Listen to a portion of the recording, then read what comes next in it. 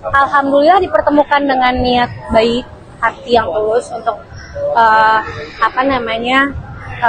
sudah 6 bulan nggak ketemu, dan juga bantuan netizen di TikTok. Aku lagi siaran, dia bilang, ini ex suaminya di depan aku tinggalnya. Oh ya udah. Terus kita investigasi dulu, nggak main datang, kita cek dulu ke security setempat, karena itu kan di rukun warga ya. Kita harus tanya dulu ke security, benarkah orang ini tinggal di situ. Karena kan memang pasangan saat itu nggak mau ketemu, sidang juga nggak datang, banyak hal yang sudah diputus begitu saja. Jadi aku dengan hati yang tulus mempertemukan anak, karena anak kan juga sempat ngigau gitu kan, kangen Dedi, mimpi Dedi gitu ya, mimpi Dedi. Ya aku pikir aku nggak boleh terlalu lama untuk melibatkan keegoisan aku dan dia terlibat dalam pertengkaran yang panjang. Lagi udah mau akhir tahun kan, dan udah nerima akta cerai juga. Aku pikir ya udah saatnya kita damai. Ya kita terputus karena dari pihak lawyer juga tidak mau meneruskan informasi kita. Dan aku pikir mungkin sudah terlalu banyak orang di luar keluarga yang ikut campur. Jadi aku pikir kalau keluarga, menurut aku ya nggak usah dibawa ke hukum lagi gitu kan. Kan kasus hukum udah selesai, pengadilan udah selesai.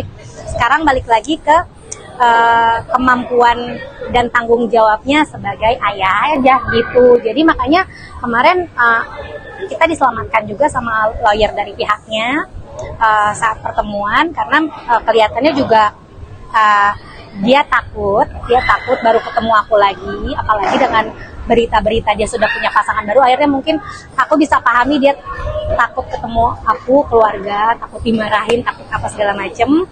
Dan aku juga nggak tahu, ada media juga di sana, ada beberapa yang meliput juga, ada media juga beberapa ke sono. Dan aku tahu juga teman-teman juga kerja, jadi aku menjawab yang benar-benar aku alamin gitu. Dan pengacara di situ juga bilang bahwa kalau bisa sesuai dengan hasil putusannya kan hanya ke nafkah anak aja sebesar 2,5 juta per bulan, dan ada kenaikan 10% per tahun. Nah ya udah, dari situ kami menagih sesuai gitu ya. Dan dia ada mencetuskan kalimat yang kurang elok. Dia bilang, dah ya kalau di Islam Ahmadiyah itu kalau kita yang gugat katanya gugur ya, yang menjadi hak-hak kita gitu ya.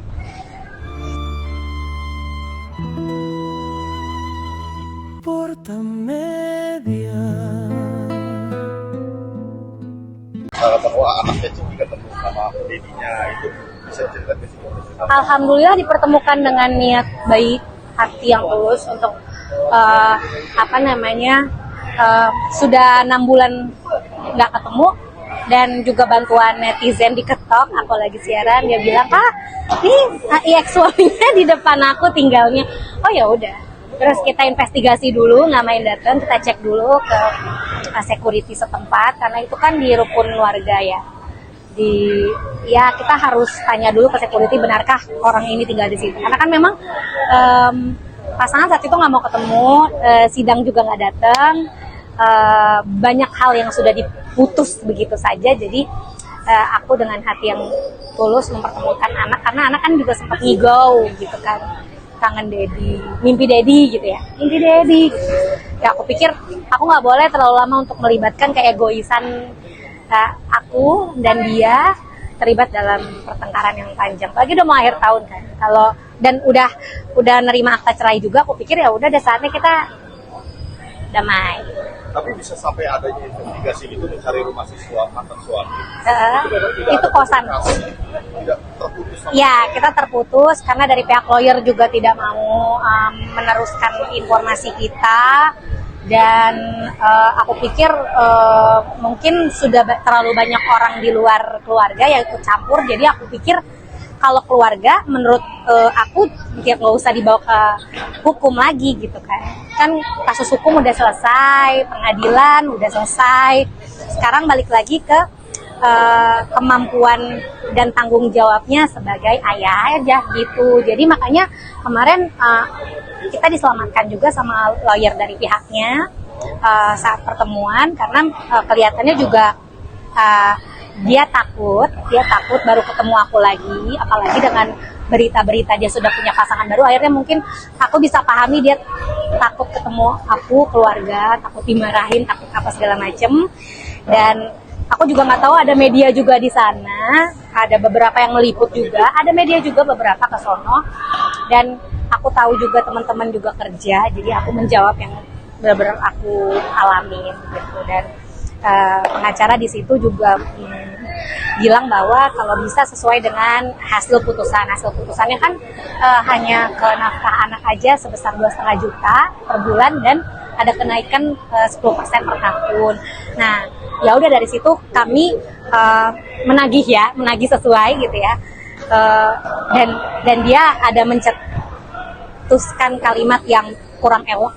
Dia bilang kenapa uang udah habis ya jadi minta nafkah. Maksudnya kan dia emang belum baca putusan gitu kan. Itu aja sih yang kemarin kalimat yang menurut aku kayak dia mengolok, ini urusan anak loh kan, akunya nggak minta penghiburan idah ya kalau di Islam, mut'ah dia itu kalau kita yang gugat katanya gugur ya, yang menjadi hak-hak kita gitu ya. Jadi menurut aku ke anak aja. Jadi itu yang membuat aku kayak ya untunglah ada lawyer lah yang menengahi. Karena kan mungkin kita nggak tahu juga ego lelaki kalau sudah seperti itu ya memang harus ada yang menengahi. Apalagi dari pihak keluarga beliau juga tidak ada yang turun untuk menghadapi aku gitu, untuk menjembatani gitu. Karena kan aku pribadi kan berusaha dewasa, berusaha untuk ini buat anak gitu. Tapi dicelotehin seperti itu kayak akhirnya lawyernya marah sama dia, nggak boleh gitu sama anak, kamu di dunia ini harus membuat damai, dia buat anaknya sehat, baik, cakep lagi gitu-gituin sama lawyernya.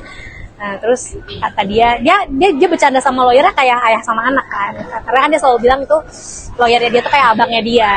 Terus aku juga baru pertama kali ketemu lawyernya, selama ini kan dia kayak sentimen aja sama aku di media, selalu bilang aku yang salah, tapi pas waktu ketemu ternyata dia tidak sekeras itu. Karena aku juga bilang kan aku perempuan, kenapa kemarin nggak konfirmasi dua belah pihak, kenapa kok beratnya ke sana. Mungkin kalau misalkan kita bisa lebih awal ketemu, perceraian itu jadi rapi, mediasinya jadi rapi. Dan waktu itu aku juga sempat mau rujuk dalam artian harus ada orang tengah nih gitu, supaya kita tidak mengulang kesalahan yang sama, kan yang berat di pihak dia kan. Dan akhirnya ya udah, kayaknya memang dari pihak pasangan ini tidak mau berubah. Ya udah akhirnya lawyer tersebut diwakilkan untuk membela dia gitu ya. Tadinya sebenarnya lawyer tersebut udah jadi penengah, udah menjadi apa ya namanya, mediator. Tapi kan sekarang berakhirnya waktu, Javier sudah makin besar nih. Iya. Udah tahu belum kondisi seperti apa? Belum secara detail ya, tapi kemarin aku sudah bilang sama dia gitu, dan dia juga udah, ya mungkin sekarang ini komunikasi belum baik ya, karena pasangan masih mengintimidasi aku terus kan, marah, melontarkan kata-kata yang tidak pantas gitu. Jadi kayak ya pokoknya dia membuat aku setelah janda ini ya, jika lo janda nikmati janda lo, gua duda nih, lo harus dewasa. Kita ngomongin masalah Javier, tapi cara ngomongnya udah kayak bukan ke temen, malah kayak ya oke, dia benci sama aku silakan, tapi jangan mengintimidasi gitu. Ya udah akhirnya aku nggak mau terlibat omongan yang panjang, karena menurut aku dia terus gaslighting itu nggak ada ujungnya, karena nanti diputar balikin fakta atau apa, aku nggak ngerti. Ya aku cuma minta atensi aja sama lawyernya, tolong pasangan juga kalau bisa jangan intimidasi dengan kalimat-kalimat yang ya nggak elok gitu kan. Saya gimana pun kan saya ibu dari Javier gitu. Tapi kesiapan kamu gimana ntar suatu saat beranjak dewasa si Javier, beranjak remaja sudah gede gitu ya? Dijelasin. Cara menjelaskannya seperti apa? Jelasin aja. Aku sama anak aku tuh udah bicaranya udah bicara yang seperti biasa. Dan emang anak aku udah tahu, dedinya sudah punya kehidupan baru, sudah punya pasangan baru. Aku sudah perlihatkan. Iya. Menurut aku udah SD, udah. Nih, kenapa Dedi nggak pulang ya? Dedi sudah punya keluarga baru, aku bilangnya gitu. Aku bilangnya begitu. Oh gitu ya. Biasa aja, karena anak kecil kan. Tetapi aku harus ngomong.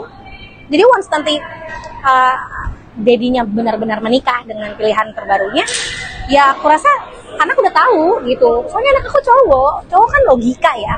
Jadi aku rasa aku nggak harus ngomong gitu. Karena dia pun juga co-parentingnya juga nggak seimbang sama aku. Harusnya dia juga bisa bawa anaknya, dia yang cari anaknya.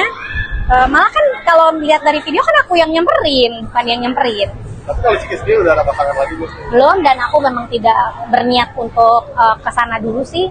Banyak yang aku harus bereskan dari berantakannya rumah tangga ini ya, karena efeknya kemana-mana. Karena kan aku sempat punya usaha, ya kan, usaha yang keluarga semua, dan menurut aku itu melibatkan dan merusak banyaknya poin-poin penting di hidup aku. Dan makanya kan sampai sekarang dia kayak belum terima rezeki dia dan rezeki aku akan berefek gitu. Tapi aku yakin selama aku menjadi orang yang benar ke depannya, rezeki aku pasti ada.